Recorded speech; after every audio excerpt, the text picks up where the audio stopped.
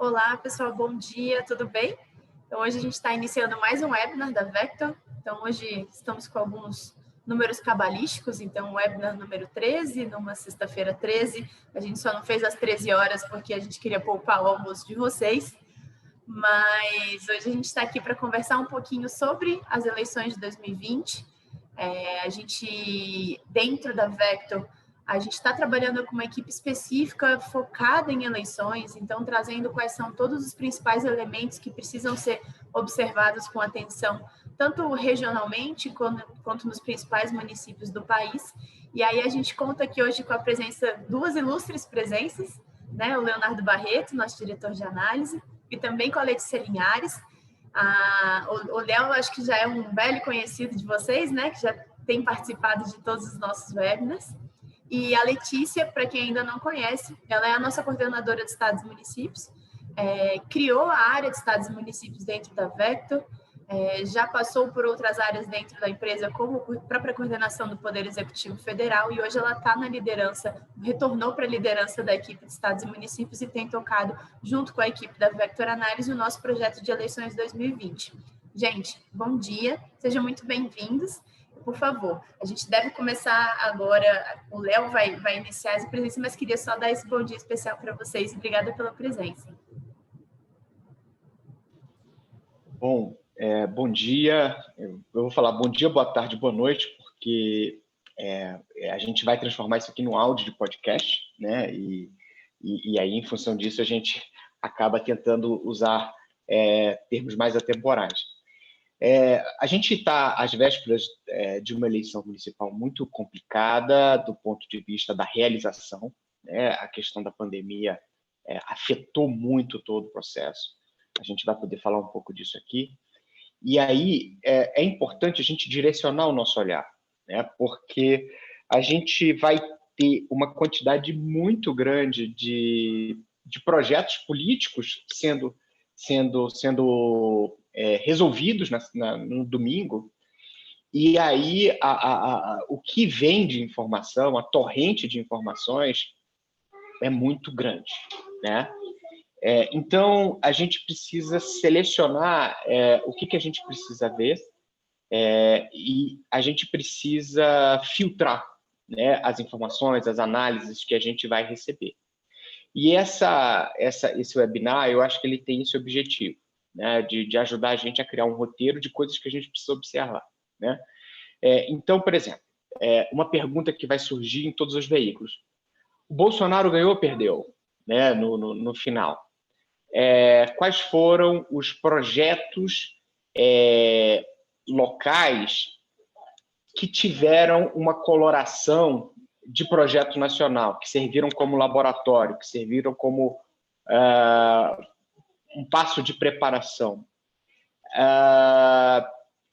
Aquela onda da nova política, né, que pegou ali 2016, 2018, ela continua, isso é importante, porque se isso foi interrompido, esse é um sinal negativo para o presidente. Quais são os projetos, como é que a esquerda se comportou? Já houve um ensaio para uma frente ampla? Como é que foi a relação da abstenção? Eu acho que isso vai ser importante, especialmente em eleições muito apertadas. E, por último, como é que é a questão da reeleição, né? Porque aquela onda de renovação acabou, o que vai vir. Então, assim, eu acho que a gente pode elencar aí 5, 6 questões chaves que, se a gente se ater, né, à resposta delas, a gente vai ter capacidade de fazer uma avaliação mais focada e mais produtiva. Excelente. E aí, eu acho que, então, vale a gente começar justamente com esse olhar de quais são as principais mudanças que a gente tem em uma eleição em tempos de pandemia, né? Quais são os principais pontos que a gente precisa olhar e observar quando a gente tem eleições onde a gente já observa um caminho seguindo para um maior percentual de abstenção. E aí eu queria ouvir um pouquinho, Letícia, se você podia comentar para a gente O que você acha que vão ser as principais mudanças que a gente vai observar agora nesse período eleitoral, em comparado com as eleições passadas, né? As eleições municipais passadas. E bom dia, obrigada pela presença. Bom dia a todo mundo. Acho que não só com relação às abstenções, mas uma outra coisa que a gente vai observar, e é uma coisa que a gente já tem trazido em todos os nossos últimos produtos, é com relação aos índices de não só reeleição dos prefeitos que já estão no poder, mas também de não ter novos nomes. Então, por exemplo, a gente tem Porto Alegre, que, por óbvio, o Marquesan tem tido certa dificuldade de se reeleger. O Nelson Marquesan é o atual prefeito de Porto Alegre, e a Manuela Dávila está na frente, mas a Manuela Dávila a gente não pode apontar como um nome novo, porque a Manuela já é parlamentar, já é um nome conhecido nacionalmente. Então, Porto Alegre é acho que é uma das poucas capitais em que há possibilidade de reeleição, e quem está à frente não é um nome novo. Outro lugar que a gente também pode observar a mesma coisa é Rio de Janeiro, que o Crivella também tem encontrado certa dificuldade para se reeleger, e o nome que está à frente também não é um nome novo, é o Eduardo Paes. Então, para os lugares em que a gente não vê reeleição, a gente encontra um nome que já é do conhecimento de todo mundo. E isso a gente observou porque, com a pandemia, tem sido muito difícil fazer campanhas como a gente conhece. Então, a polarização que a gente via em 2018, que era ou você é uma coisa ou você é outra, e aquele partidarismo muito arraigado nas pessoas, que foi muito criado pela proximidade com o partido ou pela proximidade com o indivíduo, a gente não consegue perceber durante esse momento de pandemia, porque as pessoas não tiveram proximidade com o seu candidato ou com o seu partido. Então, ou você já tinha isso em você, ou você se mantém inerte ao que está acontecendo na política local e vai só absorvendo as informações que vão chegando até você nesse momento. Então, também por isso se justifica os índices baixos de renovação para as localidades e a manutenção da política de nomes que a gente já conhece, ou de nomes que vêm sendo indicados por pessoas que já são conhecidas, ou pelo prefeito que está saindo, ou por um nome muito conhecido no local, porque isso passa certa credibilidade, certa segurança para o eleitor. Ô, Letícia, Mari, eu vou pegar um gancho aqui na fala da Letícia, se você me permitir. Você trouxe uma coisa muito importante. Os locais onde os prefeitos eleitos, né, os prefeitos que estão no comando, estão correndo o risco de perder a reeleição, isso está acontecendo para nomes já conhecidos, né? Eu queria pontuar, então, 3 questões importantes que a gente tira daí.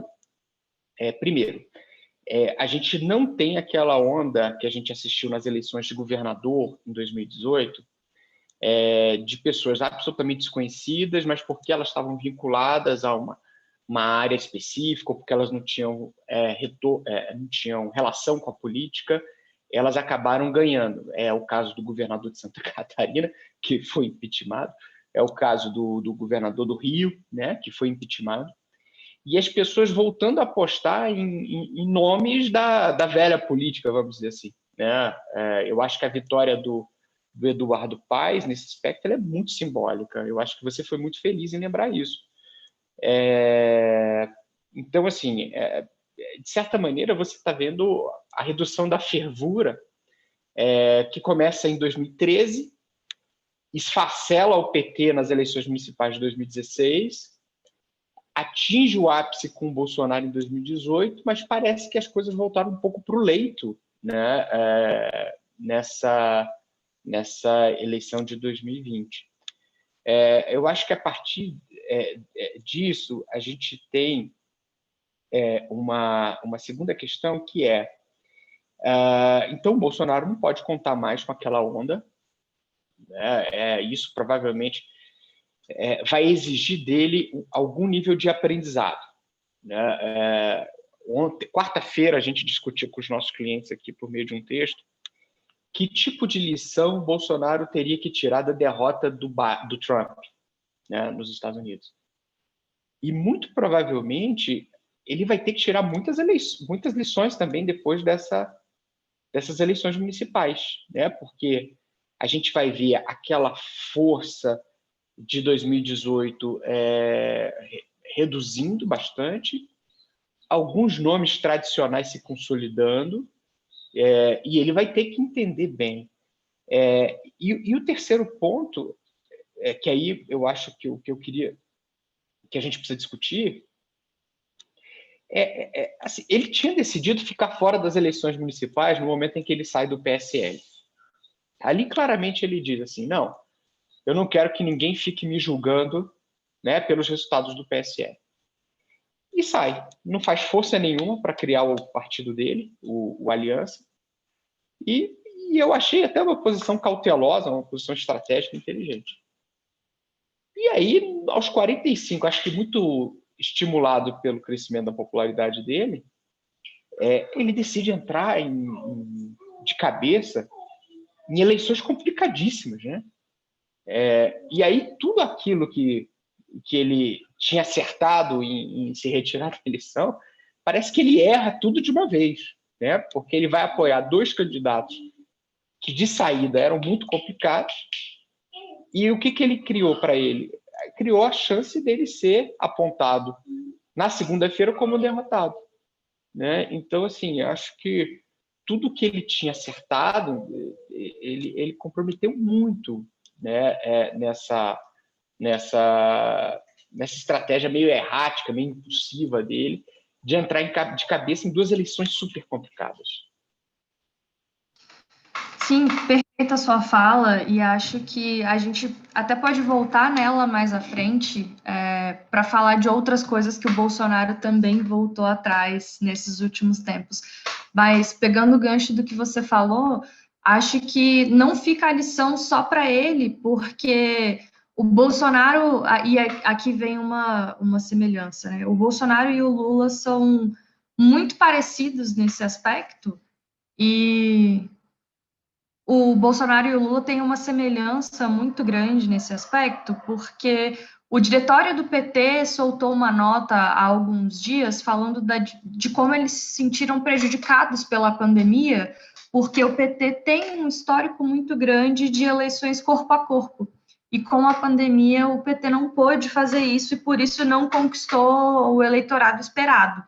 Então, eles imputaram a responsabilidade de algumas derrotas do partido à condição de saúde do país. E o Bolsonaro tem sentido a mesma coisa, porque, assim como o Lula, o Bolsonaro também é um candidato muito de corpo a corpo, é um candidato muito do povo, de estar em contato com as pessoas e etc. Então, acho que a gente pode perceber que candidatos com essa característica em si tiveram muita dificuldade para se reinventar nessa campanha, e aí a gente percebe algumas coisas como o Gilmar Tato, que, talvez não seja o melhor exemplo, porque o Gilmar Tato teve problemas internos dentro do PT, inclusive, para lançar a própria candidatura, mas a gente percebe como o PT não tem conseguido conquistar um espaço em todos os lugares em que tentou se candidatar e não tem tido nenhuma candidatura expressiva em capitais, principalmente. E aí, se a gente for pegar o ABC Paulista, que é o berço petista, o PT também não tem sido expressivo como um dia já foi. Então, a gente percebe que a mesma tentativa do Bolsonaro também tem se refletido no PT, que tem algumas semelhanças. E aí, só pegando o gancho também dessa colocação da Letícia, eu acho que vale trazer para a mesa também como vocês têm observado a questão das redes sociais, né? O impacto das redes sociais, porque a gente já teve uma mudança de paradigma muito grande com vamos dizer assim, um projeto eleitoral massivo feito pelas redes sociais, né? Nas eleições, principalmente de 2018, E a gente está falando justamente de um momento de pandemia, onde as pessoas não têm conseguido fazer esse corpo a corpo, né? Mas que, ao mesmo tempo, a gente tem tido também essa movimentação pelas redes sociais. Como é que vocês acham que está esse movimento? Assim, porque a gente tem uma dicotomia, né? A gente está no momento de crise por causa da pandemia, os olhares do eleitorado se voltando um pouco mais para linhas mais tradicionais, para nomes mais tradicionais da política, que vamos dizer assim, fazem campanha ao modo antigo, mas ao mesmo tempo a gente tem esse novo cenário, né, sem possibilidade de corpo a corpo, fortalecimento das redes sociais. Como é que vocês têm visto esse caldeirão, né? Acho que perfeita a sua fala. Tem duas coisas importantes que a gente precisa observar. As mídias sociais são muito importantes nessa eleição, mas elas não são suficientes para outsider.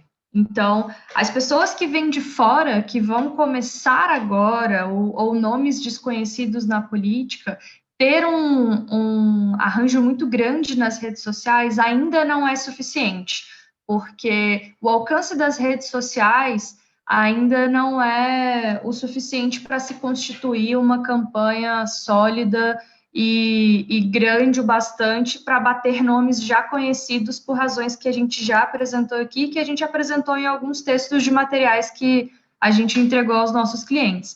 Mas para nomes que já têm certo peso nacional ou local, como o próprio Guilherme Boulos, por exemplo, usar as redes sociais é uma ideia muito importante. Então, acho que a gente pegar o PSOL e alguns partidos de esquerda que têm conseguido usar as redes sociais de forma inteligente, demonstram como ter se reinventado e reinventado a forma de fazer campanha e usar as redes sociais em seu favor foi muito importante e fundamental para conseguir dar uma guinada, porque, assim, acho que ninguém esperava que logo nas primeiras semanas de campanha a gente veria uma pesquisa com o Guilherme Boulos com 16% de intenção de votos em São Paulo. Então, a gente viu o Guilherme Boulos jogando joguinhos enquanto falava sobre política na internet. Imagina quantas pessoas ele conseguiu alcançar e quanto de público que outros políticos mais tradicionais talvez não tenham atingido com suas campanhas, ele não conseguiu atingir. Isso vai ser suficiente para ele ir para um segundo turno? A gente ainda não sabe, porque a campanha de São Paulo está super apertada e é uma campanha que é uma incógnita ainda. Mas ele é um grande exemplo, ele e a Manuela Dávila, em Porto Alegre, são grandes exemplos de como reinventar campanha e usar as redes sociais em seu favor foi, sim, um fator muito importante e talvez decisivo para essas eleições. Deixa eu acrescentar uma questão aqui. A gente tem um contexto muito diferente de todos os outros. A questão da pandemia gerou um processo de adiamento, mas não apenas a questão da pandemia. A gente tem também, talvez, as eleições mais pobres da nossa história. Assim, você teve o congelamento do fundo, a distribuição desse fundo foi muito desigual, e aí a gente estava falando daquela questão da renovação, o controle do financiamento pelas elites partidárias, e ela distribui apenas para os seus favoritos, ela tem poder de fazer isso, é algo que vai reduzir a renovação da política brasileira daqui para frente. Tá? Eu acho que essa é uma condição estrutural que a gente tem, que vai valer agora e vai continuar valendo durante muito tempo, né? Então, assim, foram campanhas mais pobres. E isso vai ter uma consequência importante, aí eu quero chamar a atenção de todo mundo aqui que está com a gente, sobre os resultados. Eu tenho certeza que segunda, terça-feira, o pessoal vai dizer assim, mas a pesquisa disse isso, aconteceu aquilo, etc. Porque esse ano a gente tem um fator que é a pandemia e o nível de abstenção que isso pode trazer, né? O adicional de abstenção que isso pode trazer no dia da eleição. E é interessante porque o índice de abstenção ele pode impactar as eleições e não de uma maneira homogênea. Eu vou explicar. Vamos imaginar o seguinte, vai uma pesquisa em São Paulo, certo? E define o seguinte, olha, o Covas tem X, o Russomano tem Y, não sei quem mais tem Z, etc. E tudo bem, aquilo ali é um retrato das preferências. Mas a questão é, quem vai votar mais? A gente vai ficar com uma coisa meio americana aqui, né? Até porque hoje você vai poder justificar a distância, né? Assim, quem é que vai estar mais intenso? Eu tenho um chute, viu? Que o Boulos vai surpreender, porque eu acho que o eleitor dele é mais engajado. Então, assim, se eu puder apostar hoje, eu dou Covas e Boulos no segundo turno, pensando o seguinte, que os eleitores dos outros candidatos são mais suscetíveis ao risco da pandemia, à abstenção, etc., enquanto que o eleitor do Boulos é um eleitor mais engajado. Então, eu acho que ele vai por aí. Eu tenho a impressão que a Manuela, né, ocupa um pouco esse extrato também. E aí, se a gente for buscar outras cidades, né, onde você tem essa figura também do candidato muito ideológico, que mobiliza muito, aquele cara que gera intensidade, um cara que tende a mobilizar mais as pessoas para irem, tá? Então, assim, nesse aspecto, eu estou achando que vai ser essa questão da abstenção, ela vai ter um papel importante, e os candidatos mais intensos, né, que geram mais mobilização, eles vão ter uma vantagem que não necessariamente os institutos nessa semana estão pegando. Muito bom, Léo. Você falou uma coisa que me fez pensar, e aí eu queria ouvir o que você acha. Você falou que, por ser uma eleição mais pobre, a tendência de renovação para as próximas é muito baixa. Perguntando se talvez essa não seja uma possibilidade da gente remodelar a nossa forma de fazer campanha e passar a fazer campanhas em longo prazo. Então, por exemplo, hoje a gente vê os candidatos pensando em eleições com 6 meses, 1 ano antes da eleição e começando a se mostrar como preparação para se apresentar como candidato. Talvez isso faça com que essa janela de apresentação se estenda e seja uma coisa maior. Então, para o candidato que vai ser a primeira vez, ou que é um candidato que está fora do cenário político hoje, talvez ele comece a se apresentar muito antes. Então, ele comece a se entregar para o cenário, ele comece a engajar com as pessoas na televisão e na rede social e etc., muito antes do que o tempo normal, para ganhar tempo e ganhar espaço com as pessoas, para que quando chegue o momento eleitoral e o momento de campanha de verdade, ele já seja um nome conhecido e tenha chances de concorrer com aqueles que já estão lá e a população já tem um certo nível de credibilidade. O que você acha? Faz sentido? Olha, Letícia, é aquela história, né? Quem é mais pobre tem que pagar a prestação, né? E acho que isso vale para o candidato sem dinheiro também. Especialmente, olha só, quando eu fiz a tese de doutorado e eu estudei exatamente eleições locais, eu peguei e descobri o seguinte, que parlamentares de primeiro mandato aqui na Câmara Distrital, que é meio Assembleia Estadual, meio Câmara de Vereadores, eles conseguiam a primeira eleição a partir da terceira tentativa. Ou seja, o cara ele tinha que construir realmente aos poucos. A exceção a isso eram candidatos, especialmente aqui em Brasília, se formou uma bancada disso, candidatos de empresários que tinham negócios com o governo. Então, normalmente donos de empresas de terceirização, prestação de serviço e segurança, essas coisas. que aí chegou o caso de você pegar um desconhecido, um marinheiro de primeira viagem, só que o cara tinha que gastar 20% do total daquilo que foi declarado na campanha. Então, o cara compensa isso com grana. Mas deixa eu dizer uma coisa para você, para a Mari, para o pessoal. A gente está vivendo no Brasil uma coisa que foi pensada para isso. Tá? Lá em 2015, pela reforma política que o Eduardo Cunha, então presidente da Câmara, patrocinou. Uma aristocracia... Vixe, Maria. Aristocracia? Mas como é que é? Aristocratização, né? Do sistema político partidário. O Osmar ajudou a gente aqui, aristocratização. Como é que você faz isso? Você pega e diz assim, olha, agora a fonte de financiamento ela é fundamentalmente pública e quem tem a chave do cofre é a elite de cada partido, certo? Então, assim, esse é o primeiro ponto. O segundo ponto é o seguinte, então as elites partidárias, no momento em que elas escolhem quem que elas querem financiar e quem que elas não vão financiar, elas já estão fazendo um processo seletivo, né,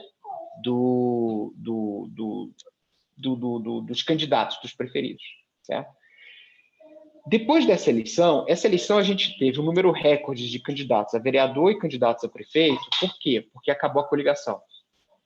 E aí cada partido teve que formar uma lista muito inchada de candidatos a vereador para conseguir atingir o quociente eleitoral. Os partidos estavam laçando pré-candidato a vereador na rua, porque eles precisavam criar essas listas para conseguir atingir o quociente. Muitos não vão conseguir, né? E sabendo que essas regras valem para 2022. Ou seja, em 2022 também, a gente não vai ter coligação para deputado federal e a gente vai ter uma cláusula de barreiras mais alta. Ou seja, aquele cara que conseguir, mas o partido não atingir um desempenho mínimo nacional, o cara não vai assumir cadeira e o partido não vai receber recursos. Então, o que a gente vai acontecer? Primeiro, bota o financiamento e as elites partidárias definem para onde vai o dinheiro. Esse é o primeiro ponto. Segundo, cria uma cláusula, um filtro que os partidos menores não vão conseguir passar. Essa é outra coisa que eu convido os colegas a observarem. Depois dessa eleição, a gente vai ter um processo de reforma do sistema partidário muito intenso. Das legendas se juntando, das legendas sendo incorporadas umas pelas outras, porque eles vão perceber o seguinte, eu não vou sobreviver a 2022. Então, a gente já vai ter um processo de reforma agora. Então, assim, primeiro, concentra o financiamento. Segundo, reduz o número de partidos. Né?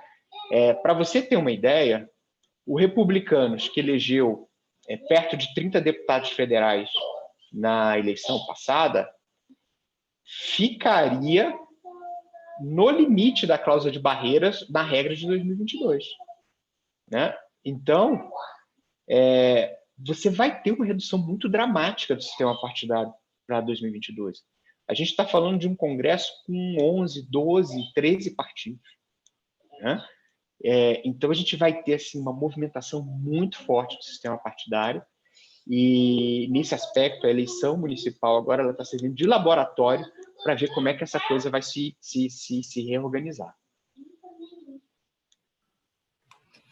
E aí eu acho que, pegando um pouco o gancho do que a gente estava falando sobre alguns candidatos de esquerda que têm se destacado, de fato, muito pelo engajamento que já tiveram, vamos dizer, em parcelas, né, que já estão há muito tempo dentro do jogo político, eu queria trazer para vocês uma pergunta que a gente tem aqui, de como é que vocês veem essa separação que a gente está tendo das esquerdas, né? O PT e as novas esquerdas. Como é que vocês veem essa nova dinâmica, né? Porque antes a gente tinha, vamos dizer, os partidos de esquerda mais consolidados e que acabavam sendo aqueles que são ouvidos pelos demais partidos, né? Como é que vocês têm visto isso hoje, né? Como é que está a esquerda no Brasil hoje? Não sei se o Léo quer começar falando, senão posso começar. Por favor, Letícia. Eu não sei se o Léo tem diferente, mas eu nunca tive uma visão de que a gente já teve em algum momento, de fato, uma frente ampla de esquerda. Eu sempre vi a esquerda trabalhando de uma forma difusa. A gente percebeu em eleições, e aí falando de eleições municipais e estaduais, a esquerda fazendo algumas alianças e trabalhando de alguma forma junta, mas nunca de fato uma frente ampla, e o PT acho que nunca foi um partido que se colocou numa posição de estar aberto ao diálogo ou a possibilidade de ser vice em alguma chapa, por exemplo. Então, o PT sempre teve essa postura mais dura de que ou ele encabeça a chapa ou não vai ter chapa. Então, como isso não é uma postura muito maleável, sempre distanciou o PT de uma possibilidade de frente única ou de uma possibilidade de aliança com outros partidos de esquerda, o que fez com que a gente tivesse várias candidaturas de esquerda e que os votos da esquerda acabassem sendo dissipados. E aí a gente percebeu isso na eleição presidencial de 2018, em que a gente teve a divisão de votos entre o Haddad e o Ciro, e nas próprias eleições estaduais para governador e nas municipais de 2016. O que está acontecendo agora é a gente tem esse movimento de novo, em que o PT, em pouquíssimos lugares, abriu mão de uma candidatura própria para apoiar outros partidos. E aí a gente tem um movimento muito curioso, inclusive, que é, na Paraíba, o PT lançou um candidato próprio, mas percebeu que ele não ia ser um candidato de peso e que a candidatura não ia vingar.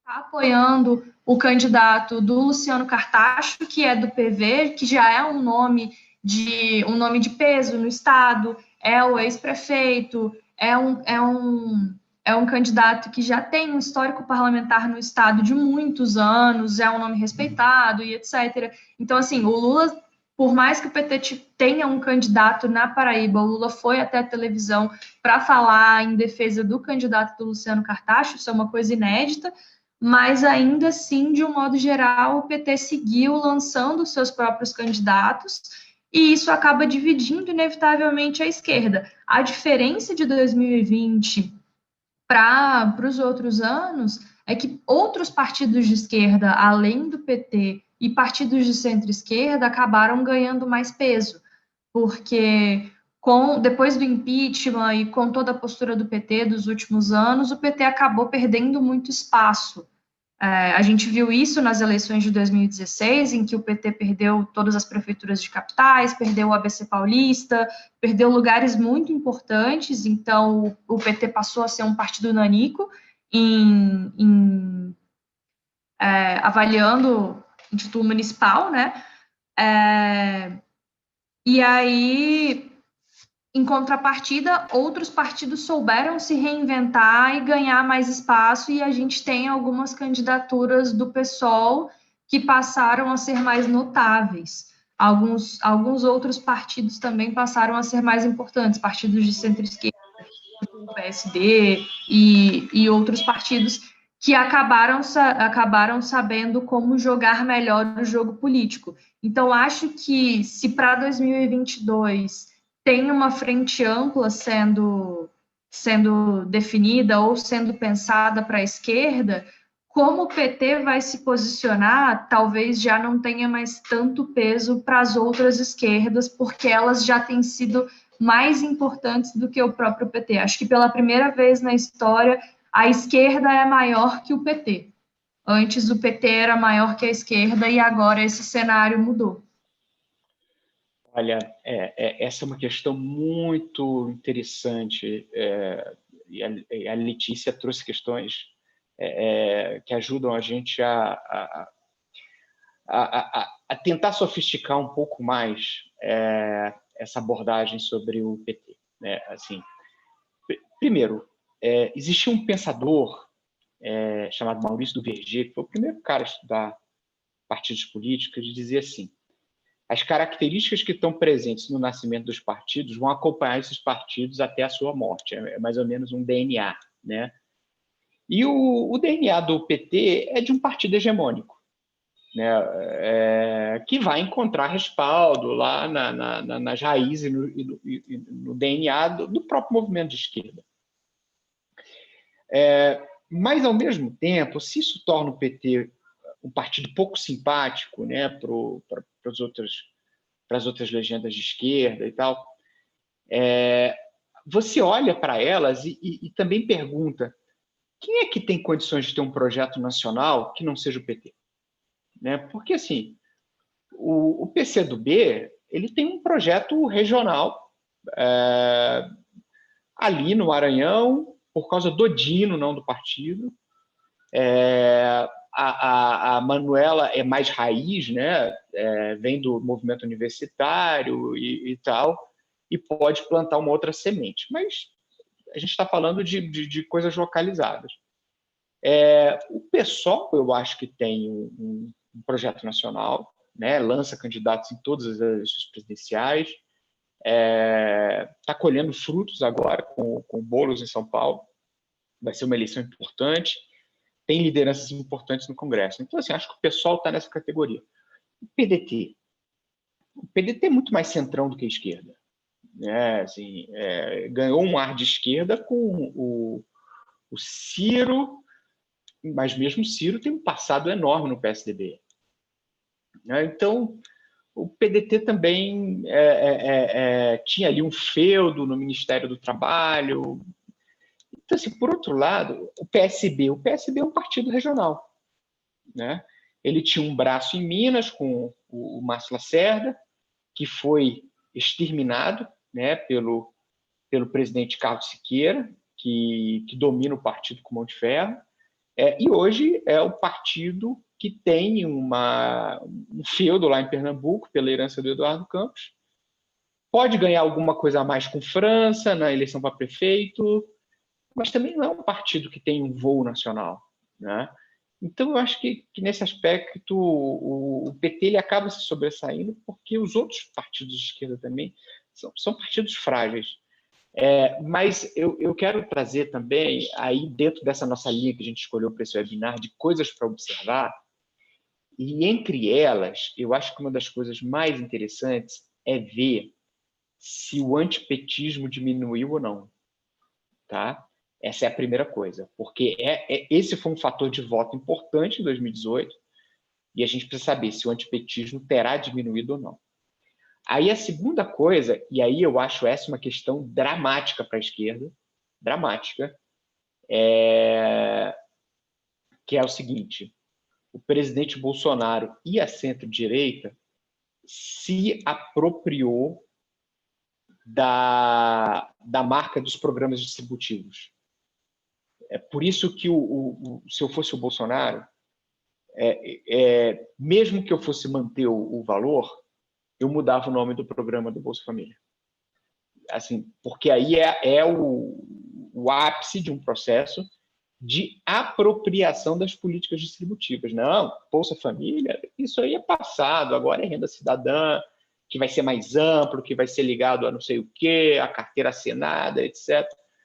Então, assim, porque se você tira os programas distributivos da esquerda, com o que eles ficam? Né? Antigamente ficava com a ética, hoje não fica mais. Então, assim, eu acho que essa apropriação que os governos de direita e centro-direita fizeram, né, dos programas distributivos, vai ser muito difícil, né, para os partidos da esquerda resolver. É uma questão muito difícil de ser resolvida. Sim. E aí, até pegando o gancho, a gente recebeu uma pergunta aqui também, que é justamente perguntando qual que é o real significado das eleições municipais para o atual governo em termos de popularidade nos programas que a gente está tendo, os pós-programas emergenciais, né? Então, o próprio auxílio emergencial, qual que é o impacto disso tudo nas eleições? Olha, impacto total, porque se criou uma situação de conforto para as pessoas. Né? Tanto é que a gente está tendo inflação de alimento, inflação de material de construção, porque você aumentou o poder de compra de uma parcela grande das pessoas. né? Justificadamente, né? É importante dizer. Mas o fato é que isso criou uma situação que é muito favorável para os candidatos que estão concorrendo à reeleição, né? As pessoas não estão indo para a rua desesperadas, ou elas não estão revoltadas, ou elas... o auxílio emergencial criou um belo do colchão. Um colchão, inclusive, que é difícil de tirar, né? Eu acho que uma das entrevistas mais importantes que a gente teve nos últimos 15 dias aí foi a entrevista que o Arthur Lira, que é candidato à sucessão do Rodrigo Maia, deu ao Brasil Journal, que é apesar do nome, né, é um jornal de São Paulo, e ele diz assim: o Congresso não vai votar mais nada de reforma, de quebra de piso, de PEC emergencial, se a questão do renda cidadã não estiver resolvida. Porque ele fala uma coisa assim: tem cidades, e não é muito interior não, sabe? Cidades até médias e tal, onde você tem mais de 50% das pessoas recebendo. Em Maringá, você tem mais de 30% da população, não é nem dos eleitores, da população recebendo. Então, de fato, e sem a recuperação total do mercado de trabalho. Então, assim, é uma questão difícil de seguir. Eu acho, embora o governo não tenha pontuado, eu acho que essa questão vai ser muito responsável pelo grande nível de reeleição. E eu estou curioso para saber também qual é a ginástica que o presidente Bolsonaro vai fazer na segunda ou na terça-feira para desenvolver a narrativa de que ele ganhou a eleição, né? Provavelmente, o meu chute se o PT ficou longe das capitais, permaneceu longe das capitais, e você teve um aumento do Centrão, avanço, inclusive, sobre prefeituras do PSDB, o Bolsonaro vai cantar vitória. E vai dizer: olha, isso aí fui eu, isso aí foi o auxílio emergencial, isso aí foi o fato de eu não ter colocado nenhuma agenda econômica para votar, isso aí fui eu que fiz.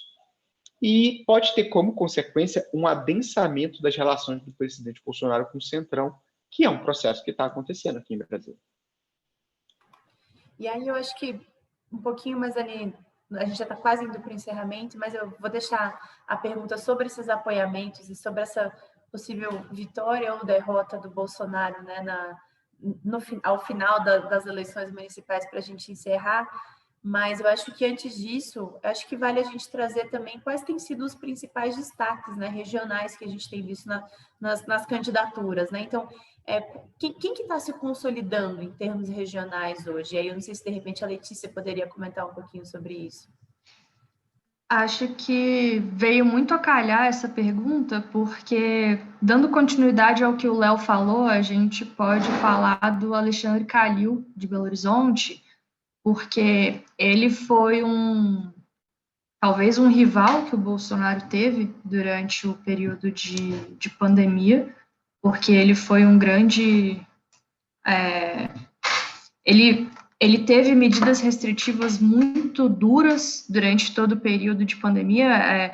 Por um momento, eu até acreditei que isso pudesse impactar nos números que ele teria agora nas eleições, porque muitas pessoas foram contra, muitas pessoas fizeram muito barulho durante o fechamento do comércio, mas, pelo contrário, agora, às vésperas das eleições, ele está com 64% de intenção de votos.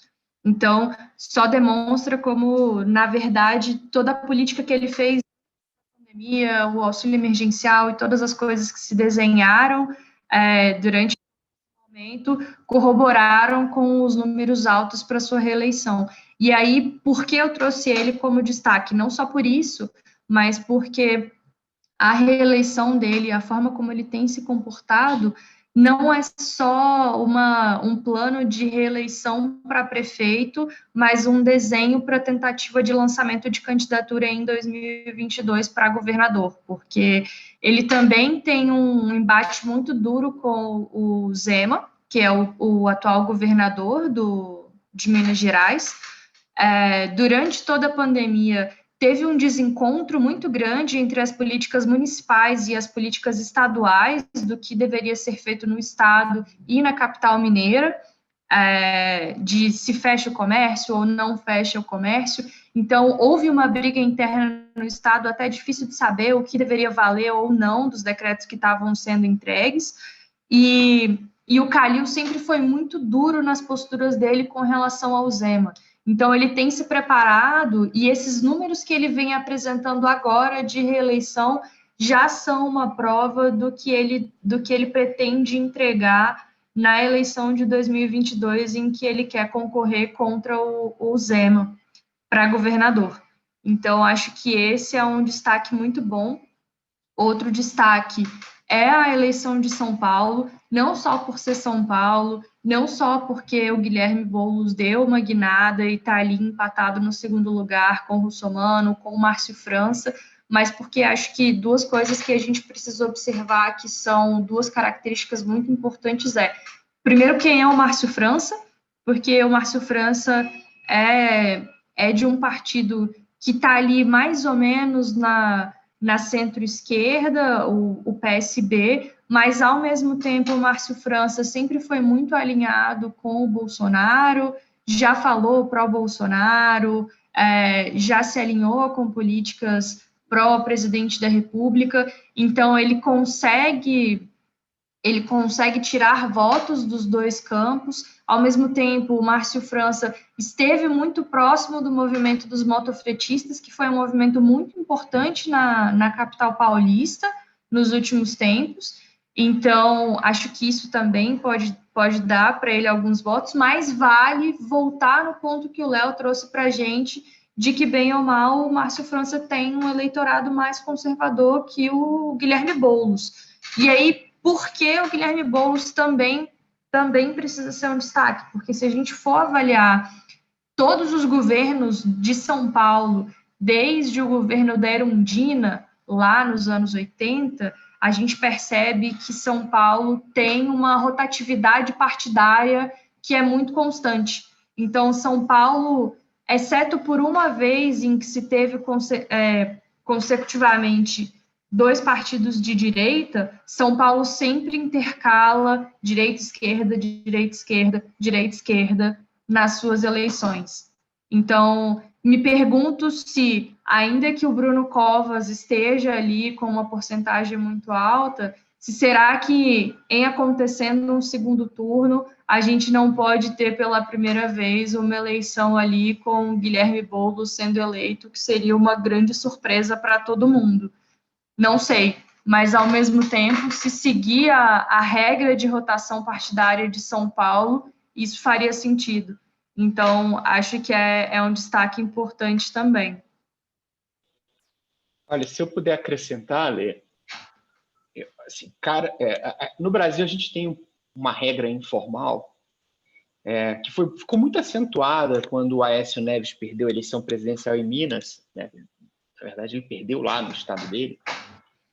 Aquela história, né?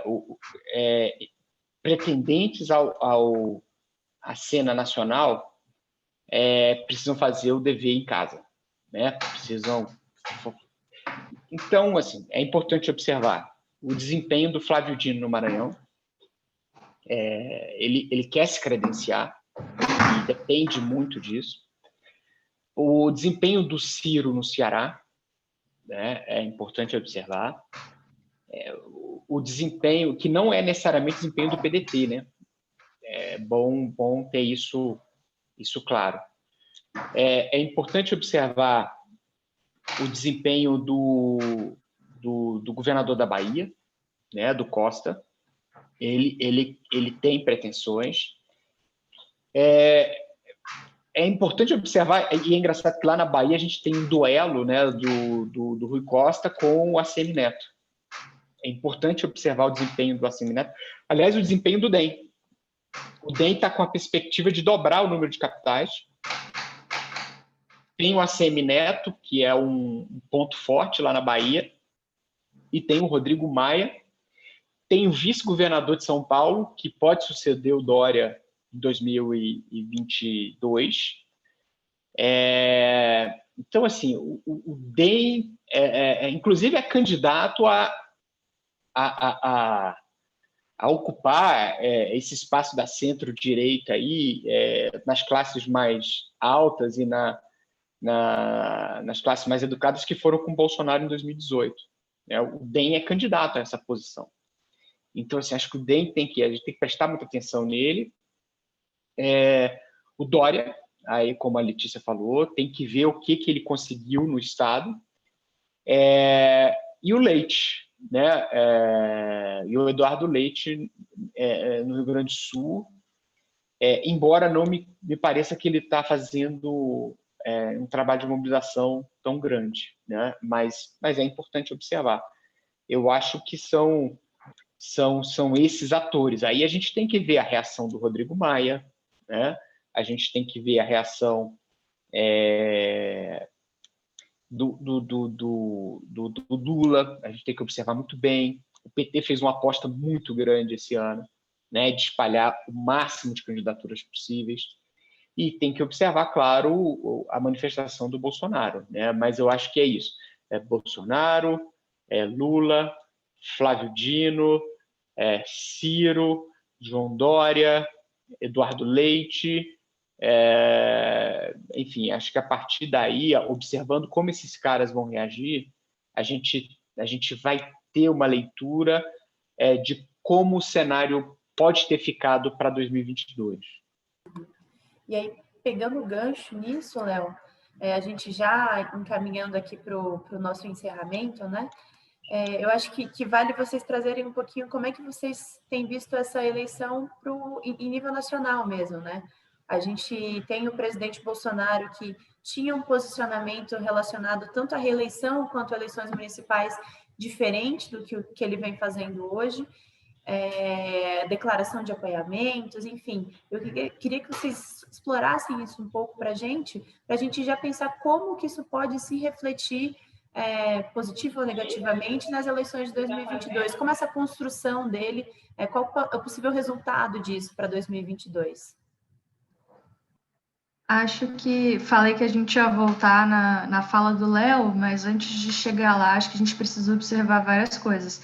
A primeira é que o eleitor do Bolsonaro é um eleitor muito fiel, então isso precisa ser considerado. O eleitor real do Bolsonaro é um eleitor que não abandona ele, independente do que ele seja, mas pensando no Bolsonaro, em quem era o Bolsonaro em 2018 e qual vem sendo a postura do Bolsonaro nos últimos tempos, a gente pode perceber que algumas coisas já mudaram. Então, o Bolsonaro chegou falando que não pensaria em reeleição e a gente já tem visto vários movimentos caminhando nesse. A própria criação do Aliança, e aí quando a Aliança não vingou, ele falou que não pensaria nas eleições municipais, e agora a gente percebe que ele não só se preocupa, mas também ele fez as lives na última semana para poder garantir a eleição dos candidatos que seriam favoráveis a ele, para ter uma base municipal. Então, outra coisa que ele também tinha dito que não faria, que seria se posicionar em primeiro turno, que teria sido até uma escolha muito acertada para não sair como derrotado. Ele acabou não levando à frente e talvez errando nessa, porque os candidatos, foi um tiro que saiu pela culatra, porque os candidatos acabaram não tendo a guinada que ele esperou que tivesse. Então, esse foi mais uma das coisas em que ele voltou atrás, e aí acho que isso para 2022, ele pode contar com o auxílio emergencial, que manteve ele ali na média dos 33% de aprovação que ele já tinha e que ele conseguiu se manter. Então, vai depender muito de como ele vai ser criativo para até lá conseguir se manter dentro dessa média que garante a ele essa boa porcentagem. Então, a aproximação dele ao Centrão, que é uma outra coisa que ele tinha dito que não faria, que era a velha política, mas ele também voltou atrás e já passou a fazer. Vários fatores que ele disse que não faria e passou a fazer tem garantido a ele uma boa governabilidade, tem garantido a ele a manutenção do seu posto e de ser bem quisto pelas pessoas pelas conquistas que ele tem feito. Então, Léo, se você quiser complementar. Olha, acho assim,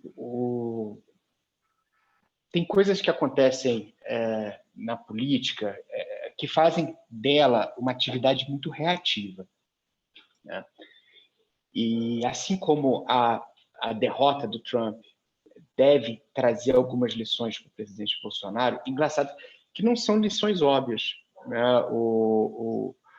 Por exemplo, a derrota do Trump deve sugerir ao presidente Bolsonaro que ele modere o discurso ou que ele preserve o discurso raiz, né? E essa entrada das eleições municipais dele, né, onde ele entrou em capital, ele não virou, ou não, nem sequer melhorou a situação de ninguém, aparentemente, né? O que ele precisa entender e depreender disso?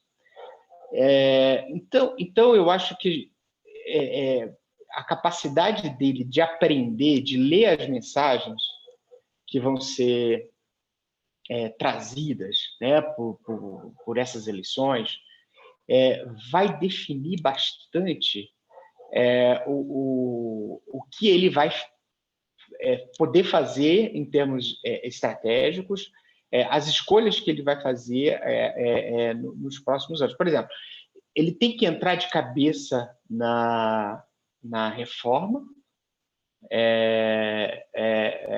da Previdência, administrativa, deve entrar de cabeça na redução de gastos, fazer uma correção fiscal, ou ele deve adotar uma posição mais acomodatícia, né? No sentido assim, não, vamos pagar aí o Bolsa Família mesmo, não vamos brigar com nenhuma corporação, não quero brigar com ninguém até 2022. Sabe, assim, até aspectos da agenda econômica vão ser definidos agora, porque se ele depreender o seguinte, olha, vamos lembrar de uma coisa, ele entra na pandemia com 25% de aprovação. O que significa isso? Significa que o nome, né, desse surto de popularidade que ele teve, eu acho que o nome é esse, um surto de popularidade, tem nome e sobrenome, chama auxílio emergencial. E isso vai acabar em dezembro, né? Ele aproveitou bem? Como é que ele pode aproveitar bem isso? Na minha opinião, ele tem que queimar esse patrimônio político fazendo reforma para tentar fazer algo que o Henrique Meirelles fazia muito bem, cronometrar os melhores resultados econômicos das reformas para o último ano do mandato, que aí você ganha impulso para uma reeleição. Ele vai ter coragem de fazer isso? Ele vai ter essa decisão? A eleição municipal e esse adensamento da relação dele com o Centrão, ele assumiu candidaturas muito complicadas. Ele teve coragem nisso, ou inconsequência, não sei.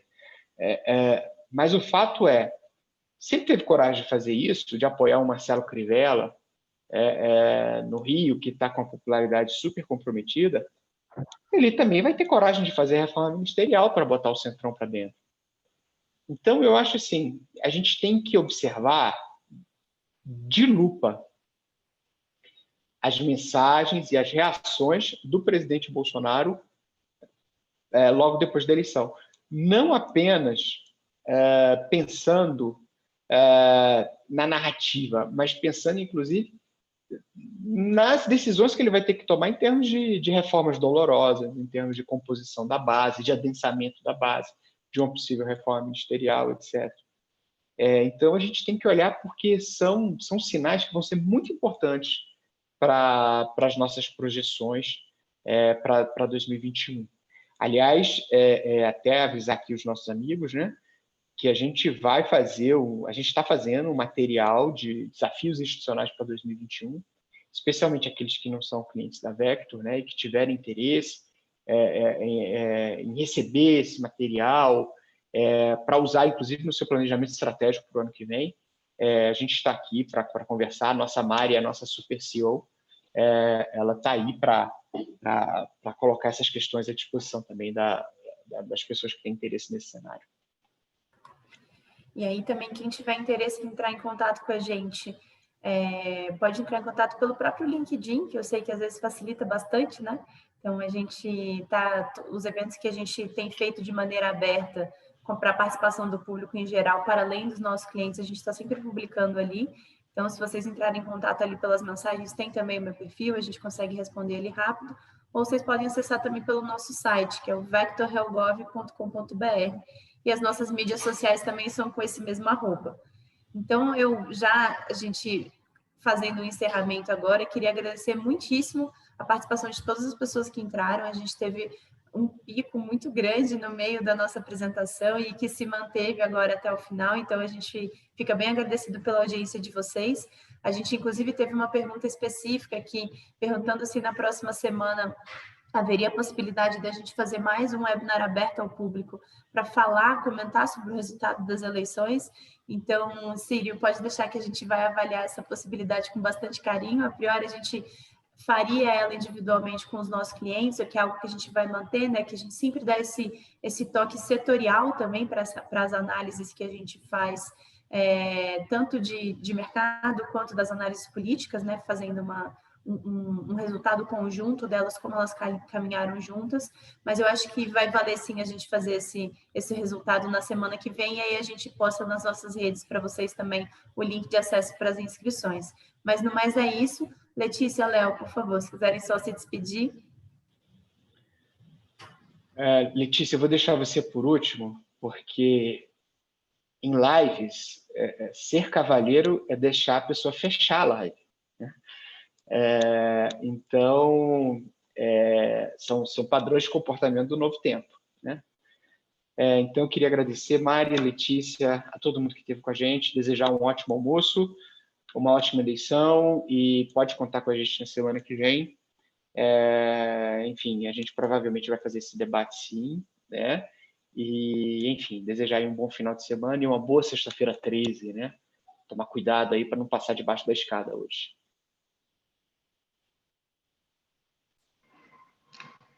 Bom, então, obrigada, Léo e Mariana, pelo convite. Foi ótimo estar com vocês hoje. Obrigada a todo mundo que está aqui com a gente, a todos que participaram, todas as perguntas. Obrigada pelo pedido de um novo webinar. Espero estar novamente com vocês. Até a próxima. Bom fim de semana, boa votação. Tchau, tchau. Eu ia falar, não esqueçam de levar suas canetas. Novas regras para domingo. Pessoal, muito obrigada. Então, acompanhe nossas redes sociais, a gente vai mantê-las atualizadas com os eventos que forem abertos ao público, e, por favor, fiquem todos muito à vontade para conversar com a gente sobre novos projetos. A gente está super aberto para ajudar as empresas e os setores nesse planejamento agora para 2021 e esse período pós-pandemia. Obrigada a todos e até mais.